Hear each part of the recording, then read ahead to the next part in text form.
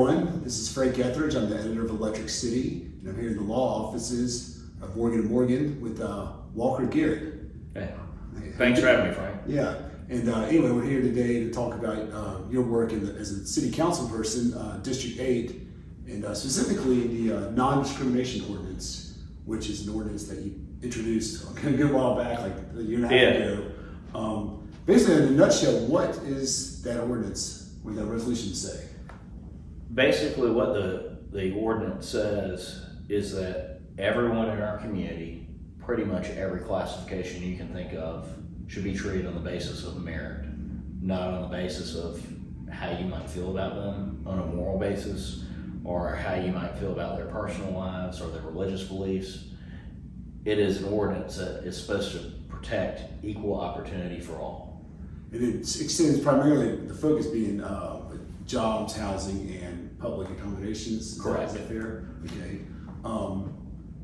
And so this obviously has been introduced a while ago, and my impression is it's supposed to come up for a vote in May. What is going on with the passage or non-passage of this resolution? Right now, it looks like it's going to be delayed indefinitely because there's no point in bringing an ordinance where you know it's not going to win. And I already had a very tenuous alliance where I thought I had about 5 votes. We've got 10 counselors that vote, and the mayor can break a tie. And 2 of the people who I thought were in strong support. We've received such heavy opposition lately. They've told me that they need more time to discuss it. And I certainly don't want to bring something forward that's going to get shot down and will never have a chance again. Mm-hmm. Athens recently passed it unanimously.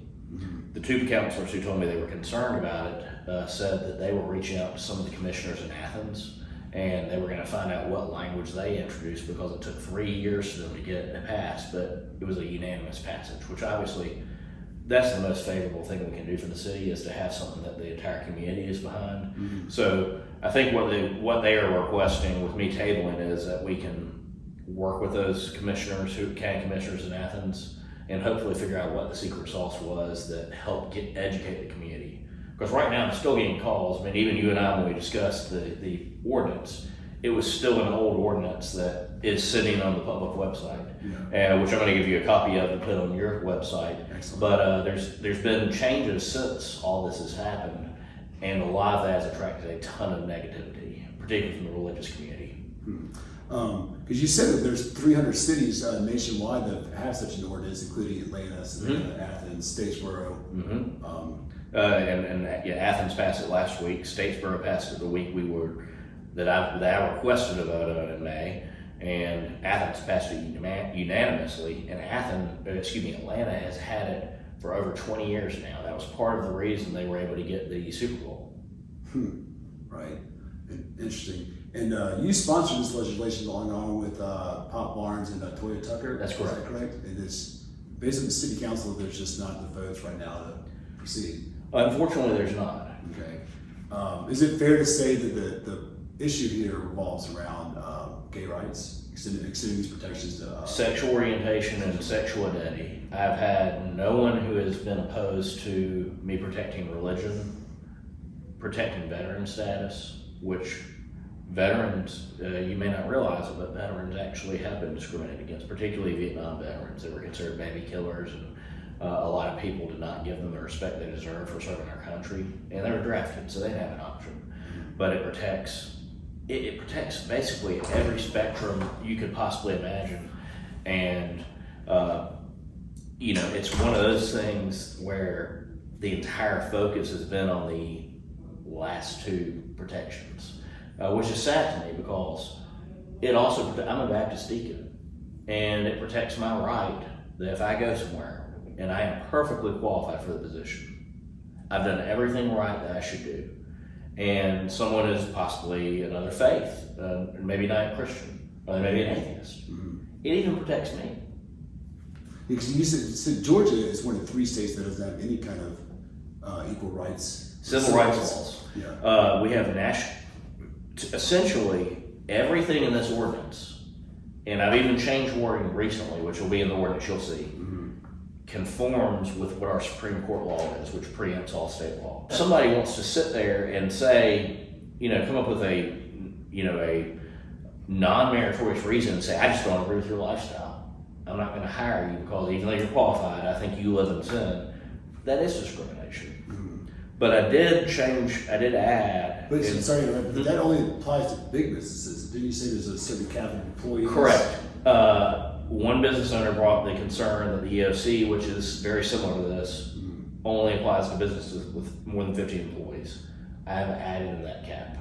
And I'm okay with that. I mean, in an ideal world, I would like everyone to treat everyone equally, but I was okay with consenting to that because that will take out a lot of the small business owners where this really could potentially have a financial impact on them. And it gives them a little bit of discretion. Also, based on that recent Supreme Court decision, not only religious organizations are exempt from this, but nonprofits are, because there was a recent Supreme Court decision that said that an adoption agency did not have to adopt to a homosexual couple. So we have included in that language that it must be a for-profit entity. So this isn't going to affect schools.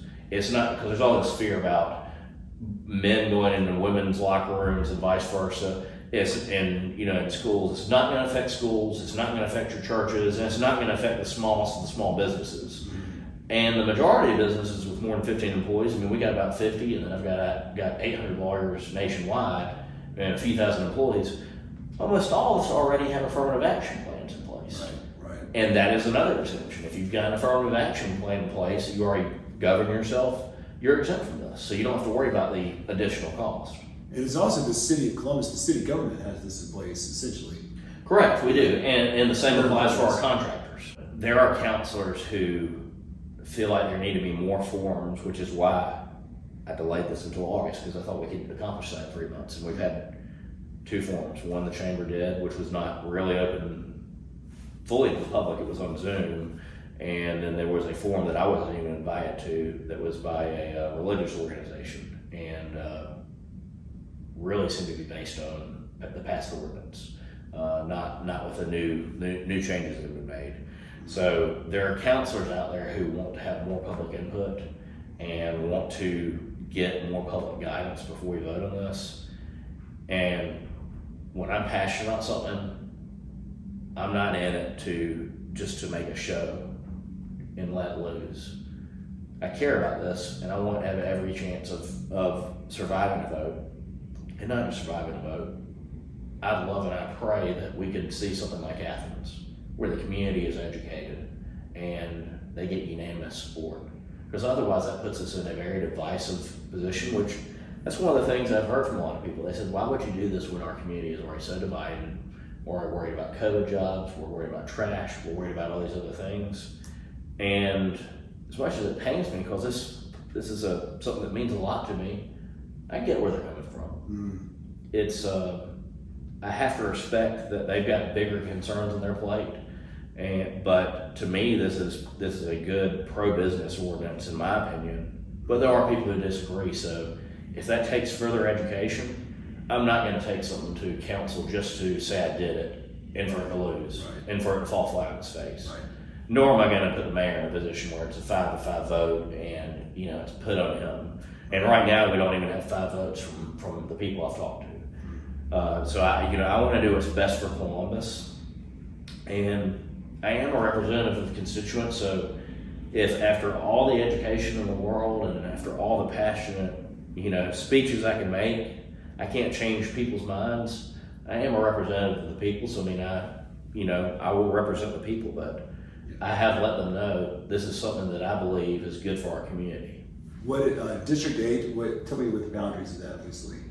District 8, the easiest way to describe it is that it goes from Lake Bottom all the way to Bibb City, all the way to Mahina Woods, and then to Fox Chapel. Okay. What have you heard from your constituents in District 8? A lot of constituents are opposed to it. I've had quite a few who are in favor of it, but there's been a lot more organization on the side that is opposed to it, who've been very vocal. Now, I will tell you, in nearly all those instances, they've been told things that were not true about this ordinance. So maybe these forms, maybe that will change some minds, and I hope it does. Yeah, you said there's a lot of misinformation. Hopefully you're providing the verbiage of that resolution, which will be on our website. And sad to see that it stalled, and we're not taking a step forward, but I do appreciate your efforts Yeah. on this issue and many others. No, I appreciate it. Thank you so much. Okay, Walter, appreciate it.